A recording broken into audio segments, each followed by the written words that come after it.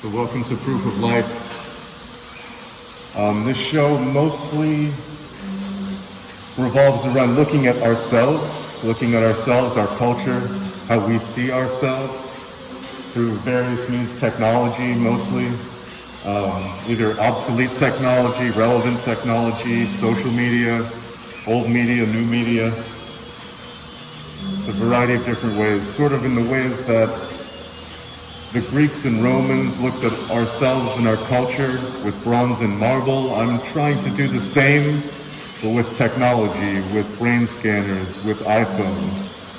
Same subject, different media,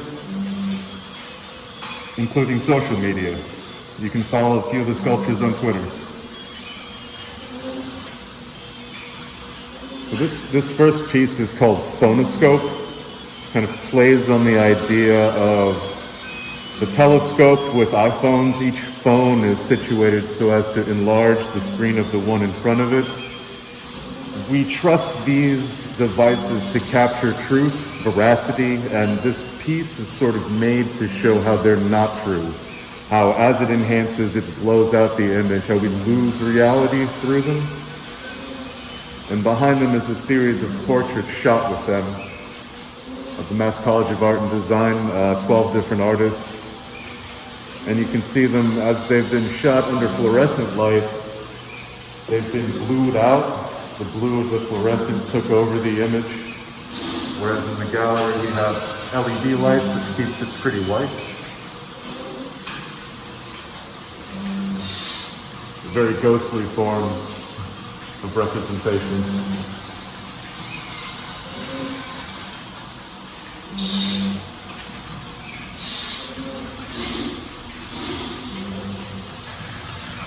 This piece is called Selfies for Selfies.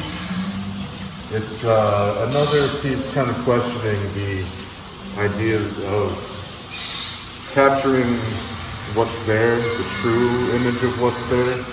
You can't take a selfie of a phone trying to take a selfie, which seems to be the only thing you can't take a selfie of. So turning it in on itself for this sculpture is sort of exposing its limitations, exposing its flaws. Exposing the ways that it sort of fools us, or we fool ourselves.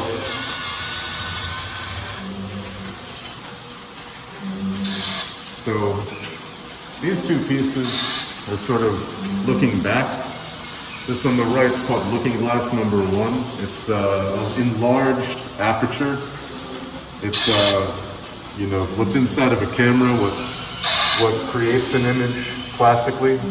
They're all around us. We don't appreciate that, where this piece is being shot through an aperture of sorts. But ultimately, what these apertures are all about is kind of denying us that moment of self-reflection. It senses the viewer and closes up, kind of puckers, keeps us from getting that sort of self-satisfying moment. This piece next to it is one of 3. In a series I'm calling the Objects 4. This is called @Object for Aggravation. You can follow it on Twitter. It's currently taking images of us and posting them to Twitter in combination with tweets from Donald Trump. Mostly aggravating and insulting tweets directed towards Hillary Clinton, Barack Obama, Vladimir Putin, substituting the word "you" for their names so that he's directly commenting on you, the viewer. Sort of a piece that looks back, something that exists online as well as in space. We'll be able to look at this moment online.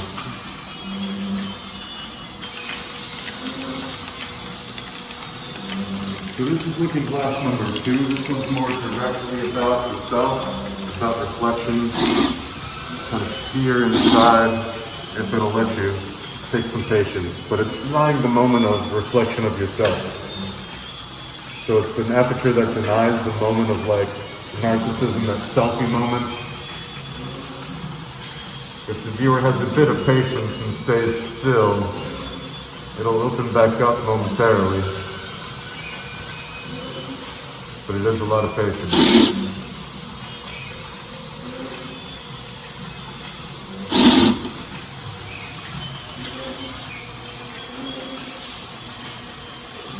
This is object for adoration.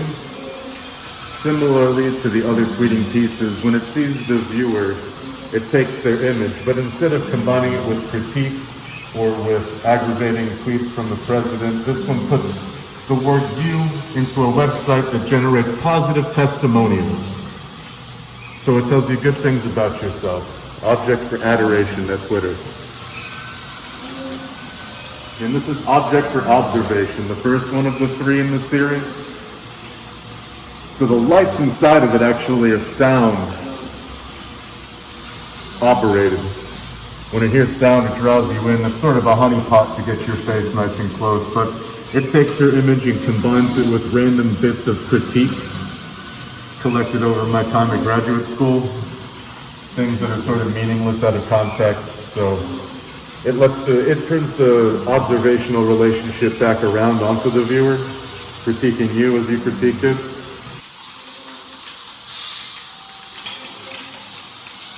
So this is Mystery Box. For anybody that's grew up in a certain time, the icon of the question mark block,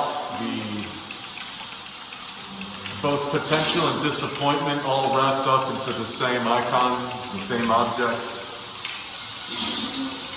Made with pill bottles, I think, especially inappropriately at this time, when all of our hopes and our dreams and potentials are wrapped up in pharmaceuticals. I think the mystery box is an appropriate combination icon to go with that. It holds all the potential but all the disappointment at the same time.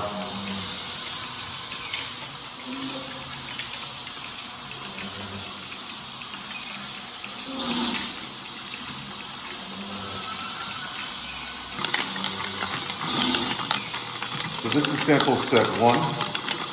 It's one of a set of 3 pieces. Each one of the sample sets was sort of an object made to investigate a different thing. This piece was an investigation of a new studio that I occupied. It contained nothing but the garbage of the person who came before me. But in that garbage, I learned a lot about the person who was there before me. So collecting them and then animating them in a way, let me look at the space as if it did have a life before me. Lets me look at what's inside of it, not as garbage, but as a potential. So this particular set was about exploring that space and finding something inside of that space to investigate through a sculpture.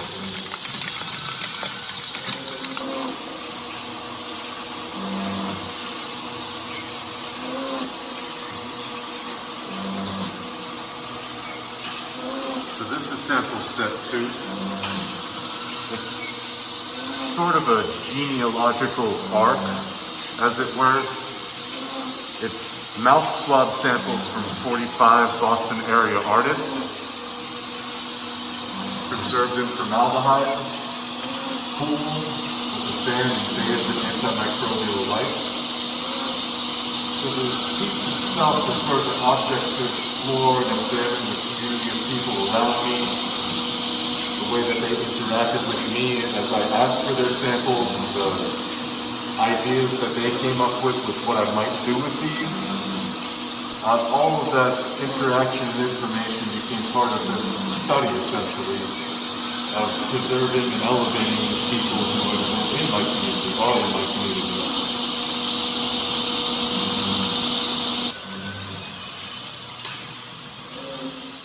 And this is sample set 3. It's 8 petri dishes seeded with mouth swabs from myself and my spouse. And they've been growing over the course of 4 weeks as the show continues. Various molds and bacteria from our own mouths, fruit flies and larvae that have worked their way in over the course of the show, bacteria feeding on other bacteria that grew initially.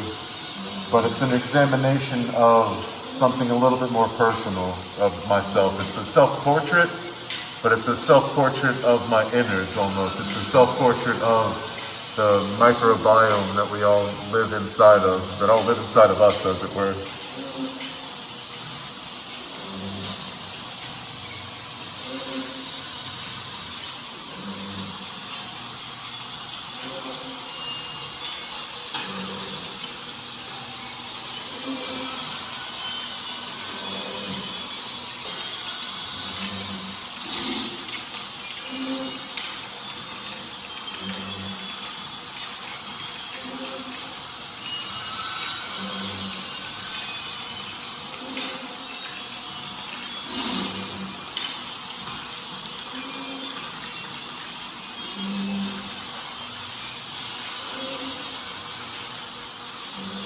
Two pieces, hemispheric communication and separate self, are sort of their investigations of how we project ourselves into the world. Now, this idea started before COVID locked us up behind computer screens, but now it's even more so carries an urgency that we are projecting ourselves out into the world through these electric objects. You know, we have an in-person presence and we have a digital presence, and this piece is one giant analog circuit extending the shadow of the viewer from one plane to another, from one place to another. So it's not even really extending the person, it's extending the sort of after effect of the person, the remnant of the person,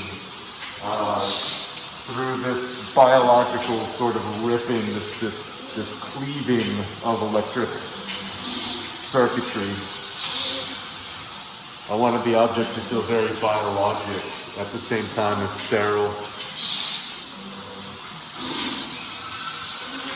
And the simple interaction of shadow through the plane. Just flowing electrons from one side to another, one place to another.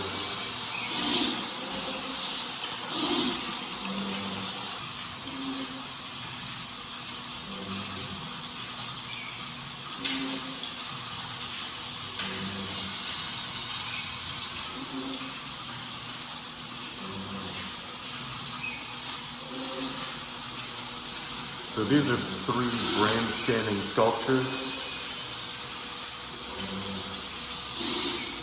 This first one reads your brain data as it's happening, the frequencies of your brain waves, and translates them into audible frequencies.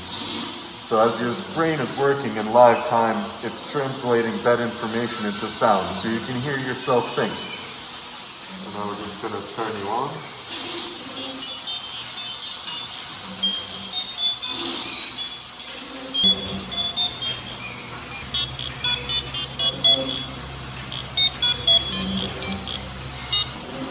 The whole thing's 3D printed.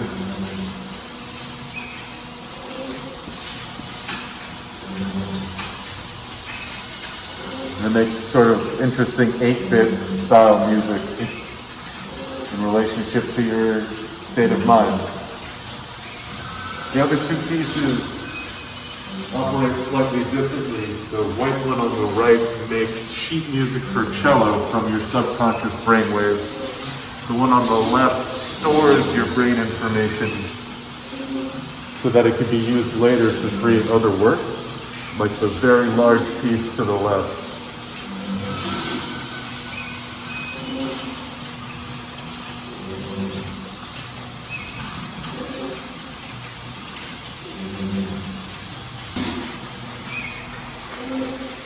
So this is a piece called Full Frontal Cortex.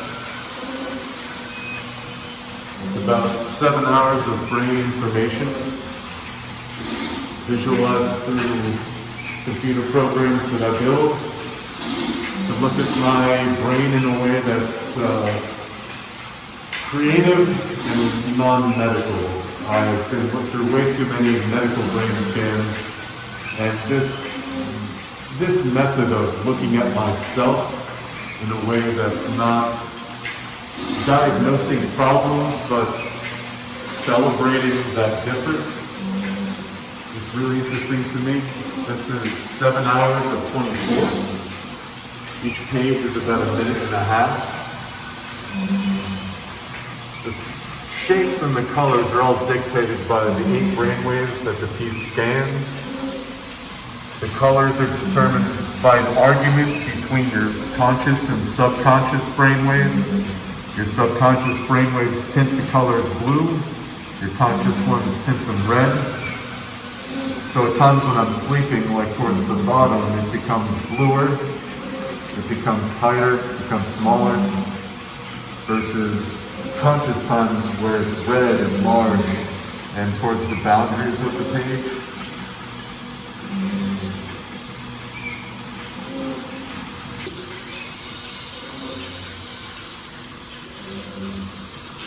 And this piece is called Hours of Ours, based on the same set of information as full frontal cortex. This takes every hour and breaks it down into one image, like 1 o'clock in the morning, 2 o'clock in the morning. And the same rubric holds true. Stronger subconscious waves tint the shapes blue. Stronger conscious waves make them more red. And the condensation of that full hour into one image creates a very hectic, very almost retro polygon type of imagery.